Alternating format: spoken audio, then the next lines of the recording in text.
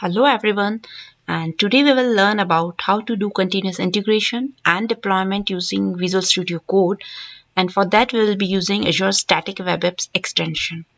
So Azure Static Web Apps is a service provided by Microsoft that automatically builds and deploys web applications to Azure directly from the code base or say from the repository.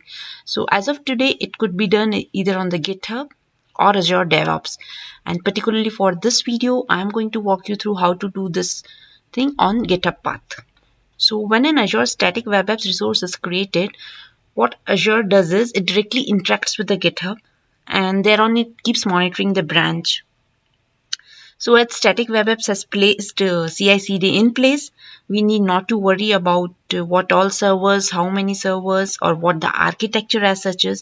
We just need to create an application and publish it to the world using the tools which we are already using it. So once the resource got created, thereafter, whenever new code changes are pushed in, build will automatically get triggered and app will get deployed to Azure. So with all these benefits, let's have a look on how we can achieve this. So I already have an Blazor app created with me. In order to make this demo simple, I have just placed these two lines.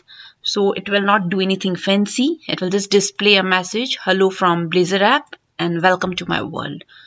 So now let's say we want to push this app to GitHub. So first and the foremost thing which we need is we need to go to extensions and search for Azure Static Web Apps, which is in preview, and you can see it is directly from the Microsoft. So I will quickly go ahead and install it. Well, so it got installed. Next one we need to do is, and let's close this. Okay, here you can see Azure icon, and this is I have already logged in, so it is coming for me. But if you are doing it for the first time, it will ask you for your login on the Azure portal. So I will go ahead, I will select my subscription and click on this plus. So here it says how the way we can create static web apps. So click on this. Now where do you want to publish it?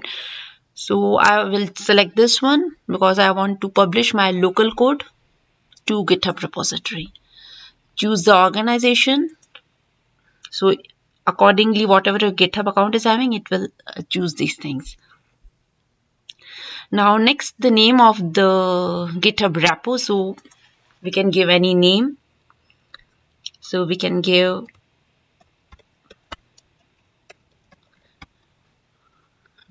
Blazor demo app. Okay, press enter. How do you want to do? So let's go ahead with the private repository first. And here you can choose what all files you want to push it. So I'm planning to push all these, but I will exclude these two files. Once it is selected, click on OK. And let's go with the default name. If you want, you can change it. Now, as this is my Blazor app, I will be choosing Blazor. But if you have any of these, you can choose it. Even if you couldn't find anything here, you can go with the custom option and do your app's configuration over there. And what this particular thing is doing is, the reason why it is asking us for Blazor is it will preset the settings. Let's say some configuration files, some output directory where it is supposed to be. So if you are going to do this, we need not to do any manual thing. It will take care of all those prerequisites. Next is the location where you want your resource group to be. So I will be choosing West US.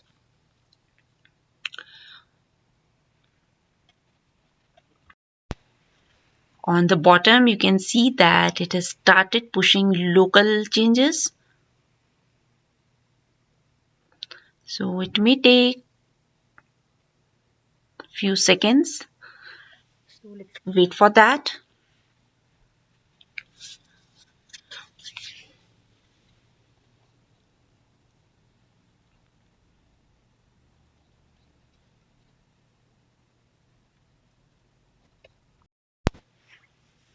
Now now it is done, and in the bottom you can see that successfully created new static web app with this name. Okay, so if you want, you can open it here. Let's say by any chance if it is not doing it, or for me I have already connected with GitHub earlier, so it didn't ask me for login. But if you are a first time user, it will ask you to log in to your GitHub account, and if it is not there, you can create a new account over there. So let's go here. Perfect. So this is the demo app which was created, and here you can click and see that these all are the files which got pushed from your local machine to GitHub.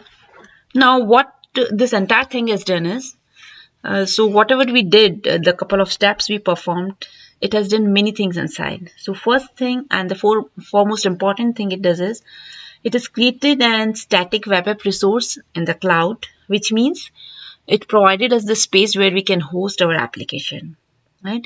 And second thing is, if you will go over here, settings and secrets. So it has committed the secrets in our repository itself, which means tomorrow, let's say if somebody else is going to use this application, they will get to know that, oh, there is some secret associated with it. There are some credentials required in order to use this application. So for us, it is the GitHub credentials itself. I will go here, and you can see there is a file which is a workflow file. And here you can see all the settings which are required for the deployment. These are the default settings which it has provided, because we have selected Blazor app. So accordingly it has set it. If you have selected Angular, then this may be something else. If you have selected custom, then it may be according to your configuration. So this is one of the most important file which is having an extension as YML. Now let's go and have a look at one more important thing, which is, go back. Okay, so here you can see that it is showing you commits. Let's go here. Okay, so this is the initial commit we did few minutes back, and here it is showing red mark. It means something is really not good over here. Right, now what is not good? How we can detect that part? So let's go to initial commit.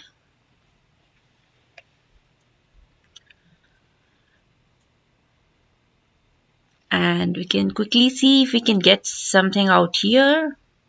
If it is not, no worries, we can directly go, and in order to verify what went wrong, what we can do is, we can go to our code base, and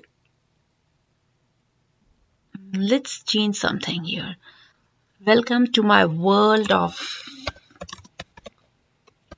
Blazor. Okay, I will save it. Then I will go here. This is the tab which shows you the source control. Click on this file, and here you can see the differences. Stage your changes, and once it is staged, we can go ahead and commit it. So here you can see tick mark, which is for commit. So I will just provide some comment, updated message. Click enter. Now it is pushing. You can see a progress bar running on the top. Okay, so once it is done, on the bottom left you can see there is a circular icon. So it is saying that there is one commit which needs to be pushed. Okay, so I clicked on that, and what it will do is, it will push my committed changes to GitHub. So just wait for a few seconds. It is synchronizing the changes. Meanwhile, I'll go and we can refresh it over here. Okay, so 4 commits are there. Perfect. So just few seconds back we did something, and here it is showing what we changed. Okay, so this is the change over here. Go back, and let's go to actions here. So in actions you can see that something is broken, right? So it means we can go here and you can see there are two instances which got deployed over here, and build is actually failed. So let's have a look what is the reason behind this failure. So here you can see that client is invalid. It couldn't detect the directory itself, right? So how can we fix this? It is application directly, which means we provided all these settings in our YML file, right? The workflow file. So let's go here and quickly change that file so that we can fix our build. Here GitHub, click on YML file, and instead of this, what we can provide, let's provide the root directory itself. And like we did before, I will quickly go ahead and commit these changes.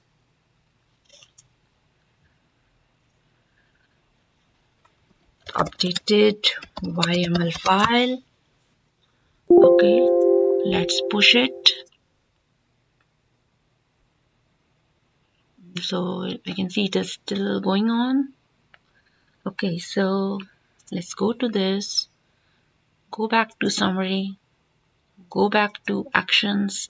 You can see a new file is updated and looking like it is still working on building the application. So you have noticed that whenever we are changing anything, we are committing anything, build get automatically triggers over here, right? We didn't do anything special to get it triggered. So let's wait for a few seconds so that we will get to know whether it succeeds or do we have any other problem in this. It is still building.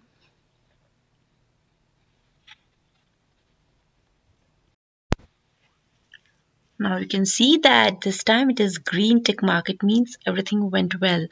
Build is successful and deployment is also done. Let's go here and open this particular thing. Post run action, nothing is red, everything is good. Now let's go to build and deploy. And here at the bottom, if you will see, it will tell you that visit your site. So it has created one URL which we can use it, and now you can see our app is up and running, right? So this is what I wanted to show you, and like I said, it is deployed on Azure, so we can quickly go ahead and verify it. So this is my Azure portal.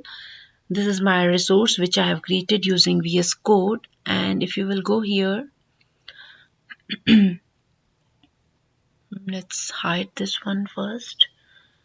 And if I will go to deployments,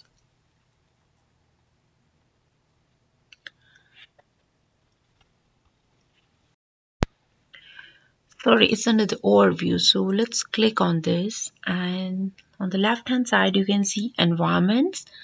So there you can see that your branch is master, it is ready, up and running.